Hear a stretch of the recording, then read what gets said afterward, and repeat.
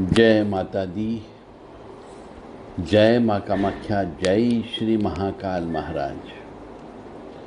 ओम गम गणपते नमः। ओम श्रीम ह्रीम क्लीम ग्लौम गम गणपते वर वर सर जन्म में वशमानय। ओम एकदंताय हस्तिमुखाय लंबोदराय उच्चिष्ट महात्मने आम क्रोम ह्रीम गम घे घे घे घे। ओम गम गणपते नमः। गणेश जी का सिर क्यों कटा? बहुत से मनुष्यों को यह मालूम ही नहीं है कि गणेश जी का सिर काट करके हाथी का सिर क्यों लगाया गया। एक कहानी तो बना दी गई, परंतु उस कहानी को आध्यात्मिक रूप से आपको समझना पड़ेगा, तो उसका सही अर्थ समझ में आएगा। शिरोच्छेदन यानी सिर का छेदन करना। अब छेदन शब्द जो है ये संस्कृत से निकला हुआ है। छेदन का मतलब होता है खंडित करना, यानी गर्दन को काट देना। तो गणेश जी का सिर क्यों काटा गया? और जब भी कोई व्यक्ति गणेश जी के सिर कटने की कथा को पढ़ता है और हाथी के मुख को लगाने की कथा को पढ़ता है, तो वह भगवान शंकर भोलेनाथ महादेव को भी उल्टा सीधा सोचने लग जाता उनके बारे में भी, कि क्या उनको नहीं मालूम था? क्या वो ईश्वर नहीं थे? और यदि थे तो उन्हें मालूम था कि ये मेरा पुत्र है, तो फिर पुत्र का उन्हें सिर क्यों काट डाला? महादेव के ऊपर उंगली उठाते हैं, जबकि उसकी आध्यात्म की गहराई में नहीं जाते। और बहुत से मनुष्य विचलित हो जाते हैं कि एक बाप ने अपने बेटे का सिर कलम कर दिया। तो बहुत से लोग महादेव को इस बात के लिए न जाने क्या क्या बोलते हैं, जबकि पुराणिक कथाएं, पुराण की कथाएं ये कई हजारों साल पहले लिखी गई। अब किसको मालूम कि ये घटना सच में घटित हुई कि नहीं हुई? हमने तो आज किताबों में पढ़ रहे हैं, पुराणों में लिखा है तो पढ़ रहे हैं, परंतु बीच में न जाने कितने आतताई आए, न जाने कितने तूफान आए, न जाने कितनी आग लगी। सभी हमारे धर्म ग्रंथों को जला दिया गया, मंदिरों को तोड़ दिया गया, अभिलेखों को जमीन के अंदर गाड़ दिया गया। चाहे वो मुसलमान आए, चाहे वो अंग्रेज लोग आए। तो किसको मालूम कि क्या वास्तव में गणेश जी का सिर काटा गया था? किसी को नहीं मालूम। कोरी कपोल कल्पना कह सकते हैं अपन, परंतु फिर भी यदि उसका आध्यात्मिक संदेश निकाला जाए तो उसको समझने के लिए मनुष्य को दिमाग की आवश्यकता है। ऐसा कहा जाता है कहानी के अंतर्गत कि गणेश की उत्पत्ति पार्वती जी के मेल से हुई थी। अब आप खुद सोचो कि भला मेल से कोई बच्चा बन सकता है क्या? क्या एक स्त्री के बॉडी से इतना मेल निकल सकता है कि एक बच्चे की आकृति बन जाए? और आकृति बन जाए तो उसके अंदर जान डालना, यह आध्यात्मिक प्रसंग है। इसको समझना जरूरी है। मतलब मेल से कोई बच्चा नहीं बन सकता, इतना मेल किसी का नहीं उतरता, तो फिर गणेश कैसे पैदा हो गया पार्वती जी के मेल से? अब इसको हम आध्यात्मिक रूप में आपको समझाते हैं तो शायद समझ में आ जाए। पार्वती जी एक आध्यात्मिक साधक है, ये मान करके चले। अब महादेव को पाने के लिए पार्वती जी ने साधना की। उन्होंने महादेव को साधना के माध्यम से समझ लिया, यानी कि महापार्वती ने अपनी साधना के बल पर महादेव को पा तो लिया, परंतु पार्वती के पास इतना ज्ञान नहीं था, इतना ज्ञान शुद्ध नहीं था।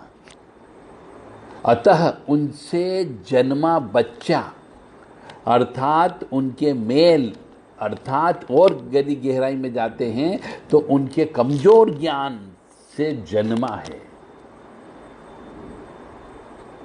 मतलब अब ये के भी कह सकते हैं कि पार्वती की उनकी थोड़ी गंदी मानसिक अवस्था से बच्चा जन्मा है। गणेश उसी अशुद्धि का प्रभाव है। जैसे कि कोई एक मनुष्य साधना करता है, अब साधना करते करते उसे सिद्धि प्राप्त हो गई। अब सिद्धि तो प्राप्त हो गई, पर उस सिद्धि से काम कैसे कराया जाए ये उसको नहीं मालूम। शक्ति तो आ गई, पर उस शक्ति को प्रसन्न कैसे किया जाए। शक्ति तो आ गई, पर उस शक्ति से हम अपने स्वयं के लिए या दूसरों के लिए काम कैसे कराया जाए, उसी को बोलते हैं परिष्कृत दिमाग। ऐसे ही माँ पार्वती ने अपने पति महादेव जी को साधना के बल पर प्राप्त तो कर लिया, न सिद्धि तो प्राप्त कर ली, परंतु महादेव जी से काम कैसे कराया जाए ये उसको नहीं मालूम था। यानी संस्कारों की कमी थी।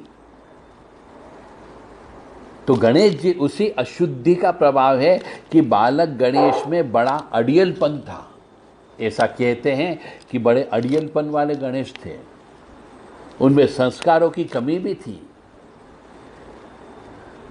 ज्ञान में भी बहुत सारे दोष थे, क्योंकि वो मेल से बने थे। अतः बालक अपने ज्ञान यानी अपने पिता महादेव से ही लड़ पड़ा, महादेव जी से अड़ गया। यानी कि ज्ञान जो है मस्तिष्क में होता है। अब इसको इस तरीके से समझने का प्रयास करें कि हमारा जो ज्ञान होता है वह मस्तिष्क में बैठा हुआ होता है, और बालक के मस्तिष्क में गलत ज्ञान भरा हुआ था, क्योंकि वो बालक यानी गणेश मां पार्वती के मेल से जन्मा था। अब मेल में क्या शुद्धता हो सकती है? हमारे शरीर से मेल निकलता है, हम उठे तुरंत फेंक देते हैं और साबुन से धो करके हाथ को या पैर को या पीठ को साफ करते हैं। तो चूंकि गणेश जी पार्वती जी के मेल से पैदा हुए, अपरिपक्व थे, निष्कर्ष को नहीं जानते थे, तो ऐसे मस्तिष्क यानी बुद्धि यानी दिमाग यानी सिर को महादेव जी ने नष्ट कर दिया और प्रतीक के रूप में हाथी का मस्तक लगा दिया गया। बहुत बड़ा मस्तक लगाया, संकुचित ज्ञान वाला छोटा सर नहीं लगाया, ज्ञान से भरा सबसे बड़ा सर लगाया। और वास्तव में किसी हाथी का सर नहीं काटा गया और न किसी के सर पर सर लगाया गया, बस एक प्रतीकात्मक एक संकेत है कि आध्यात्मिक साधक जो होता है जब भगवान को पा लेता है तो उसका ज्ञान और शुद्ध करना चाहिए। यानी कि सिद्धि प्राप्त हो जाती है तो उस सिद्धि को और शुद्ध करना चाहिए जप और तप के माध्यम से, तो नया ज्ञान प्राप्त होगा। नए सिरे से, नए सर से, नए ज्ञान से प्रतिस्थापन कर देना चाहिए। अब हम समझते हैं गणेश कौन है? एक आध्यात्मिक साधक का पुत्र, अर्थात महादेव जी को पाने से ज्ञान तो आ गया, परमात्मा ज्ञान स्वरूप है। महादेव से पार्वती का विवाह होना अर्थात ज्ञान पाना ही है, पर वह ज्ञान कहीं न कहीं दोषपूर्ण है। अतः उस दोषपूर्ण ज्ञान वाले सर को महादेव जी ने नष्ट कर दिया। इस घटना को आध्यात्मिक साधक को अपने ज्ञान में दोष मिटाने की कहानी के रूप में मान सकते हैं। अब ज्ञान स्वरूप परमात्मा को जान लेने का अर्थ है गणेश, यानी ज्ञान को पा लिया, गणेश को पुत्र रूप में पा लिया। गणेश यानी कि ज्ञान और ईश, और ज्ञान ही ईश है, मतलब ज्ञान ही ईश्वर है, यानी जिसके पास ज्ञान है उसके पास ईश्वर है। यह पार्वती हम साधक लोग ही हैं, यानी हम अपने आप को एक पार्वती के रूप में मान करके चलें कि हम साधना कर रहे हैं, हम साधक हैं, हम भगवान को पाने के लिए पूजा पाठ करते हैं, जप तप करते हैं। ये सब इसलिए करते हैं कि हमें कोई न कोई सिद्धि प्राप्त हो जाए। तो पार्वती जी का महादेव जी से विवाह होना और हमारी आत्मा का महादेव अर्थात परमात्मा का हो जाना, बस यही पार्वती जी और गणेश जी और मेल की कहानी है।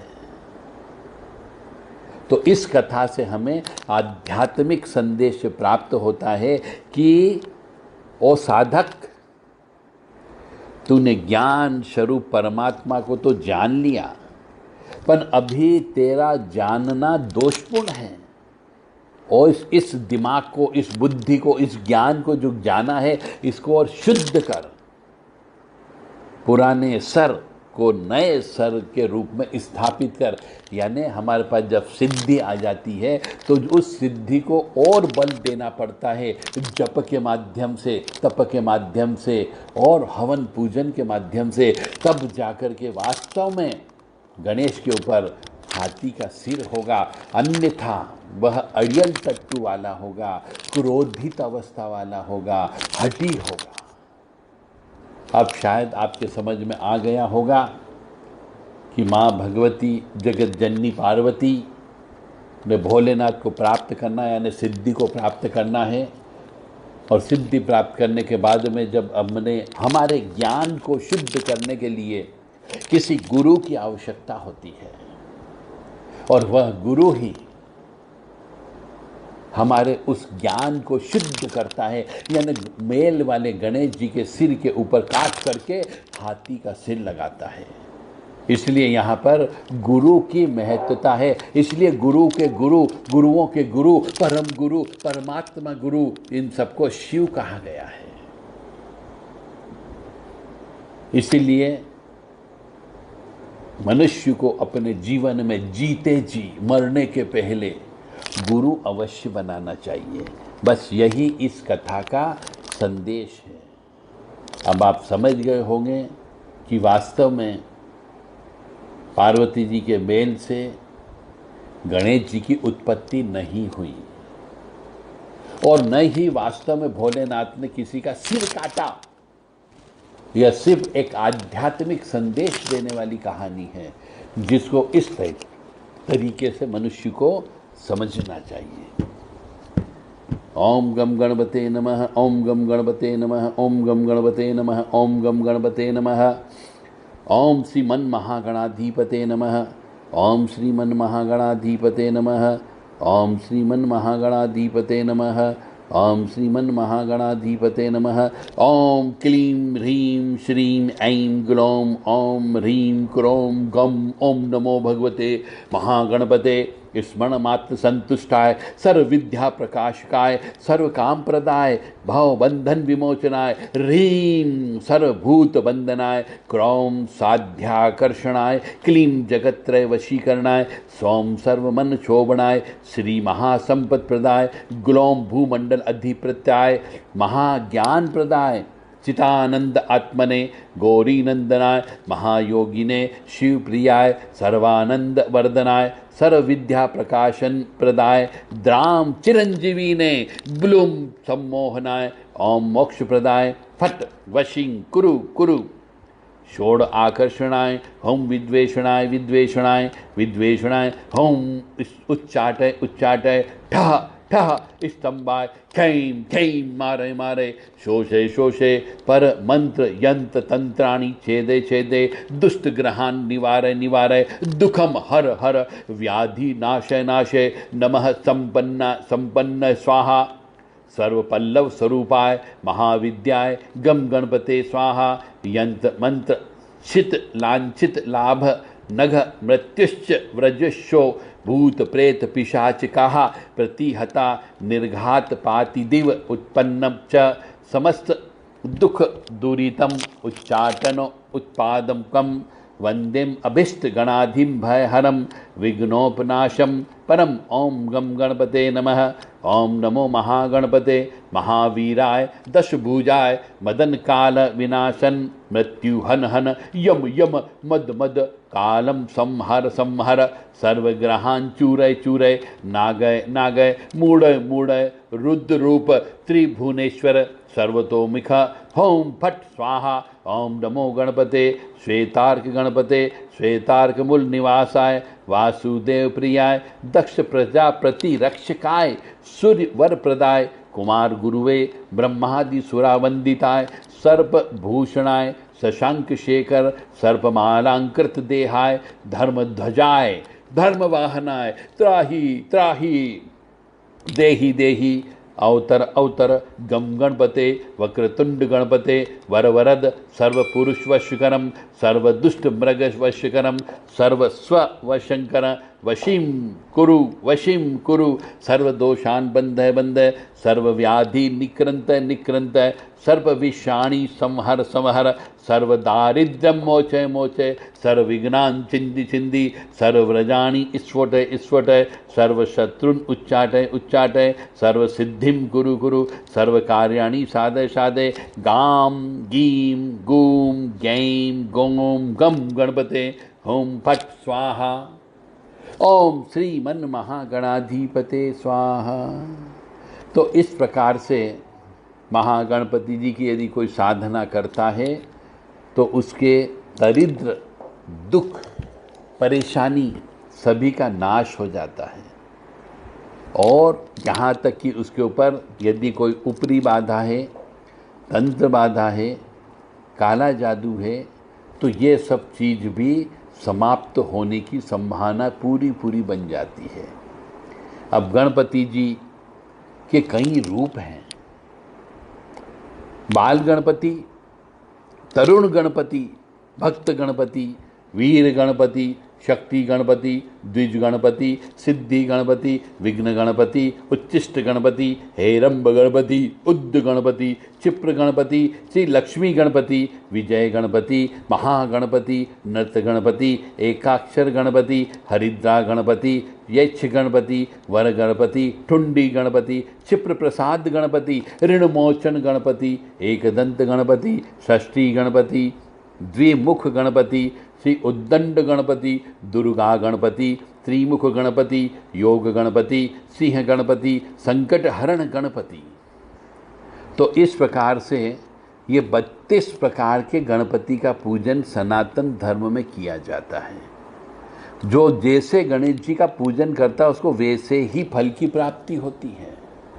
इसलिए गणपति जी का पूजन करें, कोई भी मूर्ति खरीदे, घर के अंदर भी यदि मूर्ति की पूजा होती है तो मूर्ति सही होनी चाहिए, गलत मूर्ति की पूजा नहीं होनी चाहिए। अन्यथा जिस प्रकार के गणपति की आप पूजन अर्चन करोगे मूर्ति की, वैसे ही मूर्ति से जो रेस निकलती है वैसे ही आपके जीवन पर प्रभाव पड़ेगा। आप सोचोगे मैं मंत्र कुछ और बोल रहा हूँ और इस मंत्रों का प्रभाव जीवन में क्यों नहीं हो रहा है। उसका काम ही यही होता है कि आप गलत मूर्ति की यदि पूजा करोगे तो आपके जीवन में गलत ही गलत होगा, न पूजा का उल्टा फल प्राप्त होगा।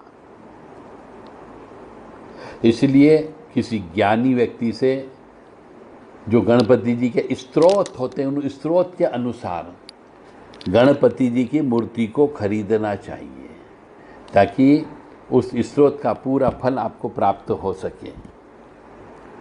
इसी प्रकार से गणपति जी के कहते हैं कि 12 नाम होते हैं। उन 12 नाम का भी स्मरण करने से काफ़ी कुछ हद तक आपकी जीवन में परेशानी दूर हो जाती है।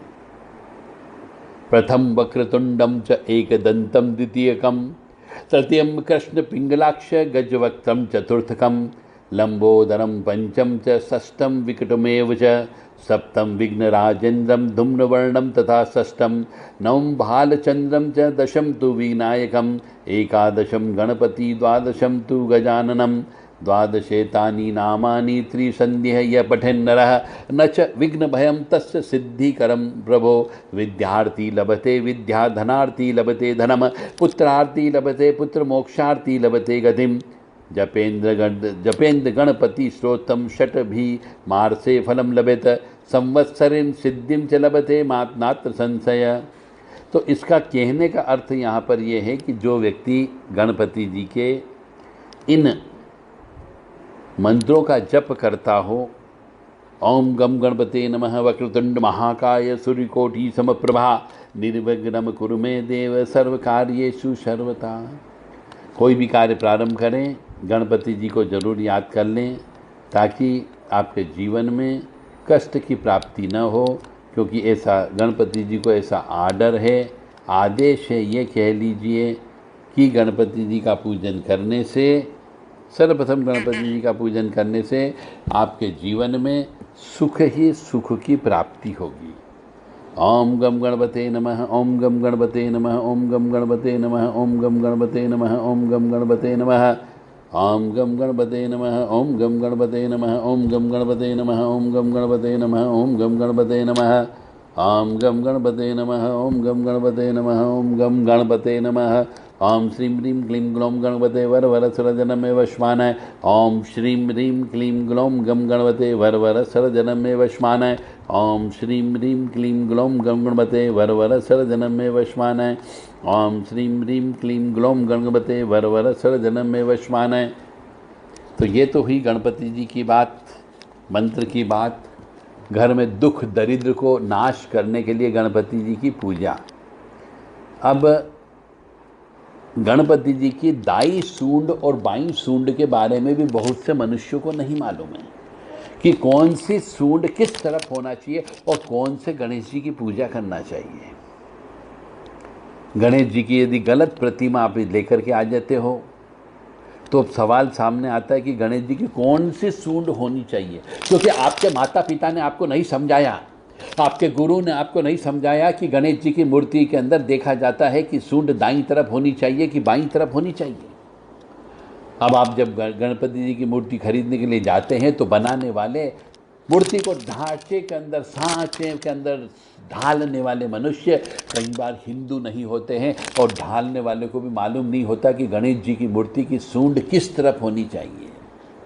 बाजार में आप देखोगे दाईं सूंड वाले गणेश जी भी मिलते हैं और बाईं सूंड वाले गणेश जी भी मिलते हैं। अब आप कंफ्यूजन हो जाते कि कौन से गणेश जी मुझे खरीदना है। और मैंने क्या कहा कि जिस प्रकार के गणेश जी की मूर्ति की आप पूजा करोगे वैसे ही फल की प्राप्ति आपको होगी। फोटो भी देखते हैं हम, तस्वीरों के अंदर भी देखते हैं तो कहीं पर सूंड दाईं ओर मिलती, कहीं पर बाईं ओर मिलती है।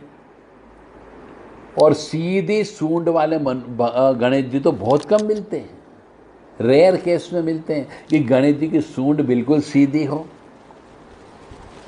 और गणेश जी की सूंड टेढ़ी मेढ़ी होने की वजह से ही उनको वक्रतुंड कहा गया है। वक्रतुंड महाकाय इसलिए बोलते हैं कि उनकी सूंड टेढ़ी होने की वजह से ही वक्रतुंड उनको नाम दिया गया है। अब मूर्तिकार जो होता है या फोटोग्राफर होता है वो सूंड को कई बार अपनी मर्जी से बाईं ओर घुमा देता है और कई बार गणेश जी की मूर्तियों को दाईं ओर घुमा देता है, यानी कि सीधी या उत्तर की ओर सूंड वाली होती है। और अक्सर देखा गया है और ये मान्यता भी है कि गणेश जी की मूर्ति जब भी दक्षिण की ओर मुड़ी हुई बनाई जाती है तो वह टूट जाती है। यदि कहा जाता है कि यदि संयोग से आपको यदि दक्षिणवर्ती सूंड वाली मूर्ति मिल जाए तो उसकी विधिवत उपासना की जाए तो आपकी अभीष्ट फल की प्राप्ति होती है, यानी आपकी इच्छा अवश्य पूरी होती है। अब दक्षिण दिशा का मतलब क्या? यानी आपका स्वयं का हाथ, सीधा हाथ होता है, उस तरफ यदि सामने गणेश जी बैठे हुए हो तो उनकी मूर्ति आपके सीधे हाथ की तरफ होनी चाहिए। ऐसे गणेश जी यदि बाजार में मिल जाए तो आपको खरीद लाना चाहिए और उनकी पूजा करना चाहिए, ताकि उनसे आपको अभीष्ट सिद्धि प्राप्त होती है, यानी आपकी इच्छा के अनुरूप आपको फल की प्राप्ति होती है। तो गणपति जी की बाईं सूंड में चंद्रमा का वास होता है और दाईं सूंड में सूर्य का प्रभाव माना गया है। और गणेश जी की सीधी सूंड तीनों दिशाओं से दिखती है। जब सूंड दाईं ओर घूमी होती है तो इसे पिंगला स्वर और सूर्य से प्रभावित माना गया है। ऐसी प्रतिमा का पूजन करने से विघ्न का नाश होता है, शत्रु पराजय होता है, विजय की प्राप्ति होती है, उग्र तथा शक्ति प्रदर्शन करने में बहुत सहायता प्रदान करती है। ऐसे कार्यों के लिए जो है दक्षिण दिशा की तरफ मुड़ी हुई सूंड वाले गणपति जी की पूजा करना चाहिए। और बाईं और मुड़ी हुई सूंड वाले गणपति यदि आप लेकर के आ जाते हैं तो ईड़ा नारी व चंद्र प्रभावित माना गया है। ऐसी मूर्ति की पूजा स्थायी कार्यों के लिए करना चाहिए। जैसे कि यदि आपको शिक्षा चाहिए तो आपको बाईं ओर मुड़ी हुई सूंड वाले गणेश जी की पूजा करना चाहिए। धन प्राप्ति के लिए, व्यवसाय के लिए, उन्नति के लिए, संतान सुख के लिए, विवाह के लिए, सृजन कार्य के लिए और परिवार की खुशहाली के लिए आपको बाईं ओर मुड़ी हुई सूंड वाली मूर्ति की पूजा करनी चाहिए। और सीधी सूंड वाली मूर्ति सुषुम्ना स्वर माना गया है। इनकी आराधना करने से सिद्धियां प्राप्त होती है, रिद्धि सिद्धि प्राप्त होती है, कुंडलिनी जागरण हो जाती है, मोक्ष प्राप्त होता है, समाधि में आप मनुष्य जल्दी चला जाता है। और यह सर्वोत्तम मानी गई है क्योंकि इससे मनुष्य के अंदर लोभ, लालच, काम, क्रोध, ईर्ष्या, तृष्णा, इन चीजों से श्री गणेश जी दूर रखते हैं। मुंबई में एक मंदिर है, सिद्धि विनायक मंदिर, उसमें दाईं और सूंड वाली मूर्ति है। इसलिए इस मंदिर की आस्था आज भी बहुत ज्यादा है।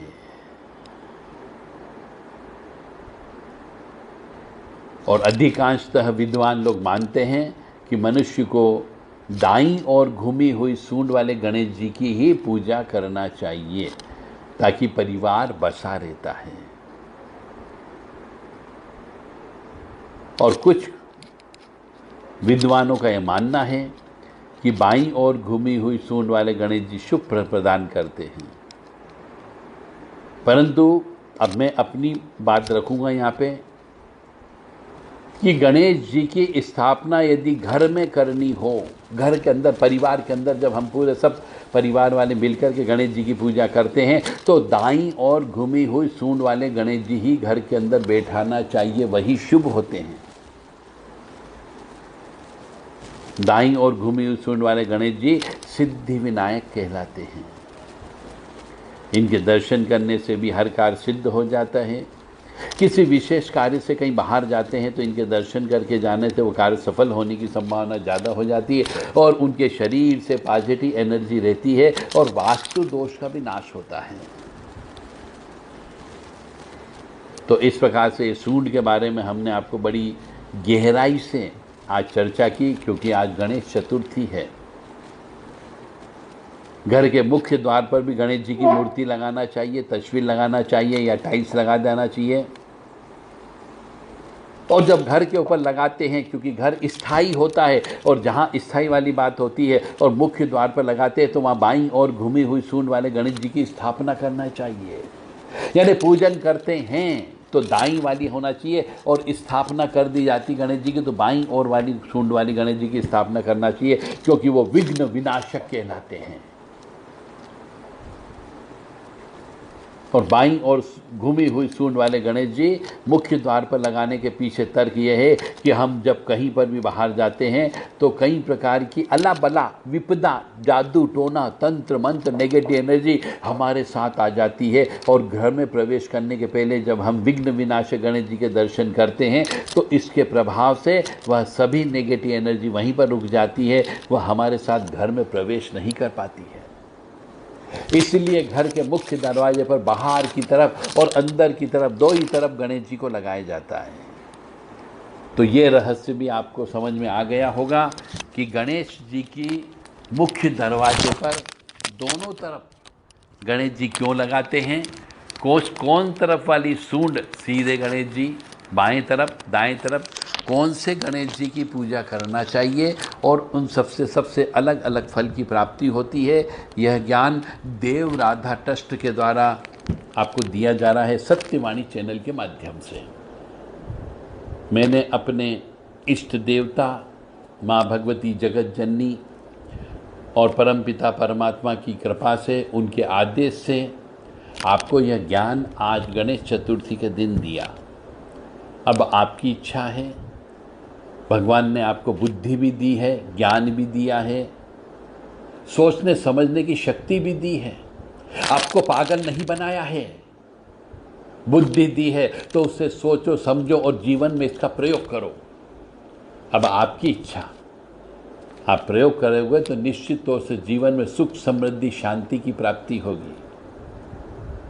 यह आपके स्व विवेक पर निर्भर करता है, आपकी सोच पर निर्भर करता है। मैंने अपना धर्म निभाया है, अब यह धर्म निभाना आपकी बारी है।